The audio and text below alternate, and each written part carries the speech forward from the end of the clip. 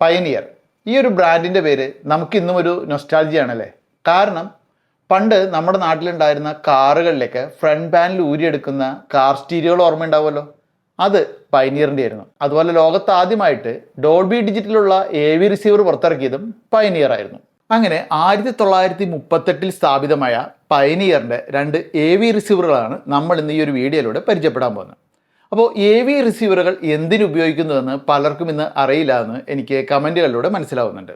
അപ്പോൾ അത് എന്തിനാണെന്ന് കൂടി ഞാൻ പറഞ്ഞുതരാം. നമ്മൾ വീട്ടിൽ കുറച്ച് ക്യാഷൊക്കെ ചിലവാക്കി ഒരു തിയേറ്റർ, അതായത് മിനി തിയേറ്റർ സെറ്റ് ചെയ്യുന്നുണ്ട് എങ്കിൽ നമുക്ക് അവിടെ ഉപയോഗിക്കുന്ന ഓഡിയോ വീഡിയോ ഡിവൈസുകൾ അവ ഈസി ആയിട്ട് സ്വിച്ച് ചെയ്യുന്നതിനും, അതുപോലെ നമ്മൾ ഒരു തിയേറ്ററിൽ ചെന്ന് കഴിഞ്ഞാൽ നമുക്കൊരു സിനിമ ആസ്വദിക്കുമ്പോൾ കിട്ടുന്ന അതേ ഓഡിയോ അനുഭവം നമ്മുടെ ആ ഒരു മിനി തിയേറ്റർ സെറ്റപ്പിൽ കൊണ്ടുവരുന്നതിനുമാണ് നമ്മൾ AV റിസീവറുകൾ ഉപയോഗിക്കുന്നത്. നമ്മളിന്ന് ഈ ഒരു വീഡിയോയിലൂടെ പരിചയപ്പെടുന്ന 2 AV റിസീവറുകൾ പയനിയറിൻ്റെ VSX 834ഉം VSX LX 305 ആണ്. അപ്പോൾ ഇത് തമ്മിലുള്ള പ്രധാന വ്യത്യാസം ഒന്ന് വിലയിലാണ്. ഇതിനേക്കാൾ ഡബിൾ റേറ്റ് വരും ഇതിന്. അതുപോലെ തന്നെ ഫീച്ചേഴ്സും വ്യത്യാസപ്പെടുന്നുണ്ട്. അപ്പോൾ എന്തായാലും നമുക്കൊന്ന് ഈ ഒരു വീഡിയോയിലൂടെ ചെറുതായിട്ട് ഇതൊന്ന് പരിചയപ്പെടാം. ഇതാണ് VSX 834. ഫ്രണ്ട് പാനലിൽ 2 സൈഡിലും 2 വലിയ റോട്ടറി കൺട്രോളറും സെൻറ്ററിൽ ഒരു ഡിസ്പ്ലേയും അതിൽ താഴെ കുറച്ച് സ്വിച്ചുകളും കാണാം. ഫ്രണ്ട് പാനലിൽ പ്ലാസ്റ്റിക്കും ബാക്കി മുഴുവനും മെറ്റൽ ബോഡിയുമാണ്. ഫ്രണ്ട് സൈഡിൽ കാണുന്ന ആദ്യത്തെ റോട്ടറി കൺട്രോൾ അത് ഇൻപുട്ട് സെലക്ടറും രണ്ടാമത്തേത് വോളിയം കൺട്രോളുമാണ്. താഴെ പവർ ബട്ടണും ഹെഡ്ഫോൺ സോക്കറ്റും സെറ്റപ്പ് മൈക്ക് കണക്ട് ചെയ്യാനുള്ള പോർട്ടൊക്കെ ഉണ്ട്. ബാക്കിയുള്ളവ കൺട്രോൾ സ്വിച്ചുകളാണ്. ഇത് കൺട്രോൾ ചെയ്യാൻ റിമോട്ടും കമ്പനി തരുന്നുണ്ട് കേട്ടോ. ഇനി റിയർ പാനൽ നോക്കിയാൽ നമുക്കിവിടെ HDMI ഔട്ട്, അത് ARC സപ്പോർട്ടുള്ളത് ഒരെണ്ണവും 4 HDMI ഇൻപുട്ടും കാണാം. ഇതൊക്കെ തന്നെ 4K ആണ് സപ്പോർട്ട് ചെയ്യുക. പിന്നെ ഒരു USB പവർ ഔട്ടും ഉണ്ട്. സോഫ്റ്റ്വെയർ അപ്ഗ്രേഡിനുള്ള പോർട്ടും കാണാം. ഇനി താഴെയായിട്ട് ഡിജിറ്റൽ ഓഡിയോ ഇൻ കൊടുക്കാനായിട്ട് ഒപ്റ്റിക്കൽ കോയാക്സിയൽ ഇൻപുട്ട്സ് ഉണ്ട്. പിന്നെ റേഡിയോ ആൻറ്റിനകൾ കൊടുക്കാനുള്ള 2 പോർട്ടും 3 സെറ്റ് ഓഡിയോ ഇൻപുട്ടും സെക്കൻഡ് സോൺ ക്രിയേറ്റ് ചെയ്ത് ഉപയോഗിക്കുന്നവർക്ക് അതിനുള്ള ഓഡിയോ ഇൻപുട്ടും സബ് ഊഫറിലേക്കുള്ള 2 ഔട്ടും കാണാം. ഇത് കൂടാതെ 7 സെറ്റ് സ്പീക്കറുകളിലേക്ക് ഡയറക്റ്റ് കണക്ട് ചെയ്യാവുന്ന ഔട്ടുകളും കാണാം. ഇതൊരു 7.2 ചാനൽ AV റിസീവർ ആണ്. ആവശ്യമെങ്കിൽ നമുക്കത് 5.2 ആയിട്ട് ഉപയോഗിക്കാം. ബാക്കിയുള്ളത് നമുക്ക് സോൺ 2 ക്രിയേറ്റ് ചെയ്യുമ്പോൾ അതിനായിട്ട് ഉപയോഗിക്കാം. പിന്നെ ഇത് കൂടാതെ ഇതിന് ബ്ലൂടൂത്ത് കണക്ടിവിറ്റി ഉണ്ട്. ആ സമയം വൈഫൈ കണക്ടിവിറ്റി ഇല്ല.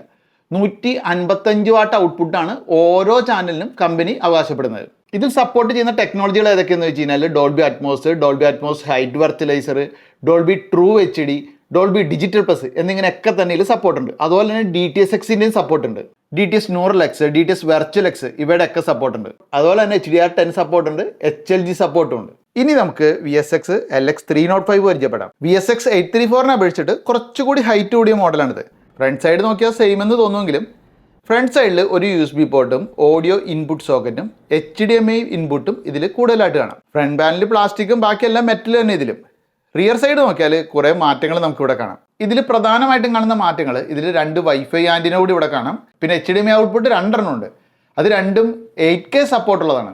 ഒരു HDMI output second zone create ചെയ്ത് ഉപയോഗിക്കാനുള്ളതാണ്. EARC സപ്പോർട്ടാണ്. മാത്രമല്ല HDMI ഇൻപുട്ട് ഇതിൽ 6 ഉണ്ട്. അതും 8K സപ്പോർട്ടാണ്. നെറ്റ്വർക്ക് കേബിൾ കണക്ട് ചെയ്യാനുള്ള പോർട്ടും USB പോർട്ടുമാണ് ഈ ഒരു റോയിൽ നമുക്ക് കാണാനാവുന്നത്. അതിന് താഴെ സൈഡിലായിട്ട് ഒപ്റ്റിക്കൽ, കൊയാക്സിയൽ എന്നിവയുടെ ഡിജിറ്റൽ ഇൻപുട്ടുകൾക്കുള്ള പോർട്ടും FM ആൻറ്റിനയ്ക്കുള്ള പോർട്ടും കാണാം.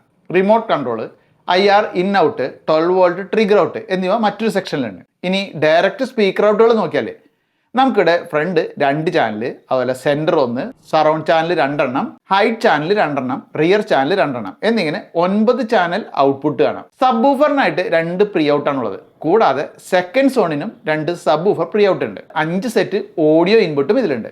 ഈ AV റിസീവറിൽ ധാരാളം ഫീച്ചേഴ്സ് ഉണ്ട്. അതുപോലെ തന്നെ ഔട്ട്പുട്ടിലും വ്യത്യാസമുണ്ട്. ഓരോ ചാനലിലും 185 വാട്ട് ഔട്ട്പുട്ടാണ് കമ്പനി പറയുന്നത്. VSX 834ലുള്ള ഫീച്ചേഴ്സ് കൂടാതെ IMAX എൻഹാൻസ്ഡ്, സ്ട്രീമിംഗ് ആപ്പുകളുടെ സപ്പോർട്ട്, ഇൻബിൽട്ട് ആയിട്ടുള്ള ക്രോംകാസ്റ്റ് സൗകര്യം, അലക്സ സപ്പോർട്ടും ഗൂഗിൾ അസിസ്റ്റന്റ് സപ്പോർട്ടൊക്കെ ഇതിലുണ്ട്. ഇനിയിപ്പോൾ ഇതിൻ്റെ വില എത്രയാണെന്ന് അറിയാനായിരിക്കും നിങ്ങൾക്ക് ആഗ്രഹം അല്ലേ? ഇതിൻ്റെ വില നമുക്കിവിടെ MRPയിൽ മാത്രമേ പറയാൻ നിർവാഹമുള്ളൂ. എന്നാലും ഞാൻ ആദ്യം ആ വില പറയാം. അതായത് ഈ ഒരു മോഡലിന് വില കുറഞ്ഞതിന് 78,600 MRP. അതുപോലെ വില കൂടിയ മോഡൽ 1,79,800 MRP. ഇപ്പോൾ വിലയൊക്കെ കേട്ടിട്ട് ഞെട്ടിയിട്ടുണ്ടാവും അല്ലേ? ഒരു ഞെട്ടിലും വേണ്ട. ഇലക്ട്രോണിക്സ് ഐറ്റത്തിൻ്റെ വിലയൊക്കെ ഇതുപോലെ MRP കേട്ട് എല്ലാവരും ഞെട്ടും. പക്ഷേ ആ വിലക്കൊന്നല്ല വിൽക്കുന്നത്. ഇപ്പം നിങ്ങൾ ജസ്റ്റ് ഇതിൻ്റെ മോഡൽ നമ്പർ ഒന്ന് ഗൂഗിളിൽ സെർച്ച് ചെയ്ത് നോക്കിയേ. റേറ്റ് ഭയങ്കര വ്യത്യാസം ഉണ്ടാവും അവിടെ ഓൺലൈനിൽ കാണിക്കുന്നത്.